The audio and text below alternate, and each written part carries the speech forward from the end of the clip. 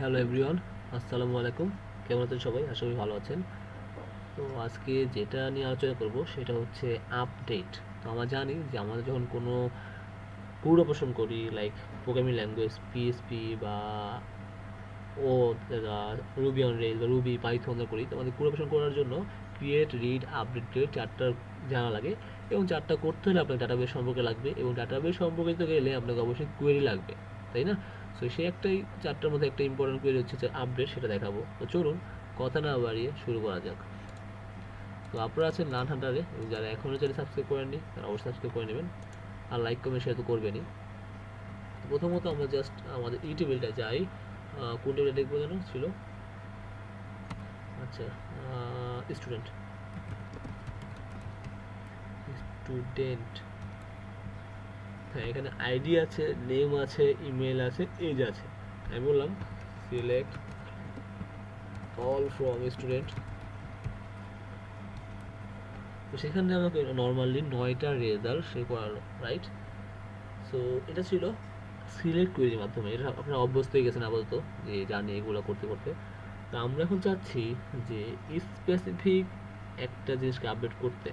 হ্যাঁ, তো আমরা এখানে একটা রোল অ্যাড করাই আপাতত, যেমন অল্টার টেবিল। টেবিল নেম হচ্ছে স্টুডেন্ট, রাইট? এবং সেখানে বললাম অ্যাড, একটা অ্যাড করলাম। কি অ্যাড করব, কি নামে করা যায়? রোল দিলাম, রোল, সেটা হচ্ছে ইন্টিজার। তো এখানে অল্টার হয়ে গেছে। আমি যদি স্ল্যাশ ডি দেই এবং সেখানে বলে দেই যে স্টুডেন্ট, দেখেন এখানে রোল নামে একটা ফিল্ড অ্যাড হয়ে গেছে, তাই না? এখন আমি চাচ্ছি যে এই রোল নামটাকেই আপডেট করতে। রোল হবে না, রোলস হবে, রাইট? সো জাস্ট কী করবো, অল্টার টেবিল। কোন টেবিল অর্ডার করবো? স্টুডেন্ট টেবিলকে অর্ডার করব। সেখানে আমি কি বলবো, রিনেম টু। ছোটো দিলে সমস্যা নেই, রিনেম টু। ও, আমাদের ই করতেছি না রোল। আচ্ছা, ও রো, এটা তো জাস্ট আপডেট করে দেখিয়েছি আগে টিউটোরিয়ালে। তাহলে এক কাজ করি, যে আমরা টেবিলটাকে আপডেট করবো।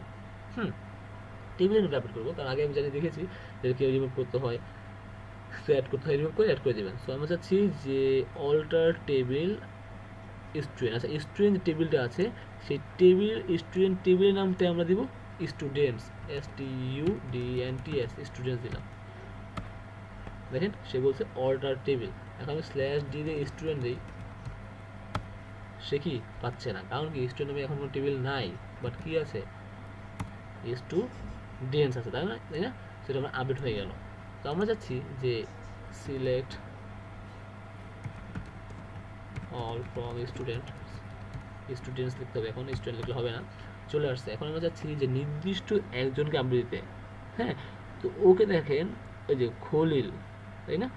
ওর আইডি হচ্ছে 9। আমি যাচ্ছি ওর এইজটা 21 থেকে 2 বছর কমে গেছে, এখন 19 হয়ে গেছে ধরলাম। আমি বললাম যে আপডেট, কী করবো, আপডেট করবো। আপডেট লিখলাম, কি কোন টেবিল আপডেট করবো সেটা বলতে হবে। আমি আপডেট স্টুডেন্টস টেবিল, বুঝে গেছে? আমি বললাম আপডেট, সে কোন টেবিল, স্টুডেন্টস টেবিল। এখানে আমি সেট করে দিলাম, সেট বলতে বুঝে একটা কিওয়ার্ড, আমি সেট করে দিলাম মানে বসিয়ে দিলাম বা ব্যবহার করলাম। কি ব্যবহার করলাম, এইচটা ব্যবহার করলাম, কত 21 ছিল, ব্যবহার করলাম 19, তাই না? এখন তো হয়ে গেল না, আমাকে নির্দিষ্ট করে বলে দিতে হবে। তবে ওইটাকে আমি কী করলাম, সেট করলাম, ওই পার্সনকে আমি 19 এজ সেট করে দিলাম। এখন সেখানে বলতে হয় আর ID is equal to, Khalil ID 9 ছিল, তার মানে কি করলাম দেখেন, 9 ছিল, হ্যাঁ, ওকে। আমি কী করলাম, আপডেট স্টুডেন্টস, মানে কি আমি স্টুডেন্টস টেবিলকে আপডেট করলাম, এবং সেখানে আমি সেট করে দিলাম এইজ 19। এবং 19 এজ কারকে সেট করে দিলাম, সবাই থাকতে পারে। এখানে এইজ আমি বললাম যে এই তার বয়স 19 সেট করে দিয়েছি, ব্যবহার করেছি কার, যার আইডি হচ্ছে শুধুমাত্র 9। তো আইডি তো একটাই থাকে, আমি বলেছিলাম। আমি ইন্টারফেস করলাম, সে বলছে আপডেটে। আমি আবার দেখলাম সিলেক্ট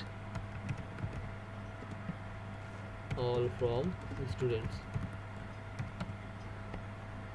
খলিল কই, খলিল বয়স কত, 19, বুঝতে পারছেন? তো এভাবেই আপনারা নির্দিষ্ট কিছু আপডেট করতে পারবেন। আপনি এখন চাচ্ছেন যে আমি স্টুডেন্ট, আমি এখানে আমি বলি যে নেম, আমি নেম আপডেট করবো। আমি নেম সেট করে দিলাম যে খলিল ছিল, হ্যাঁ খলিল ছিল, আমি খলিলুর সে হচ্ছে আপডেট টাইম। আবার দিলাম সিলেক্ট অল ফ্রম স্টুডেন্ট, সে আসছে খলিলুর রহমান। আই হোপ আপনারা আপডেটটা বুঝতে পারছেন এবং এনজয় করলেন।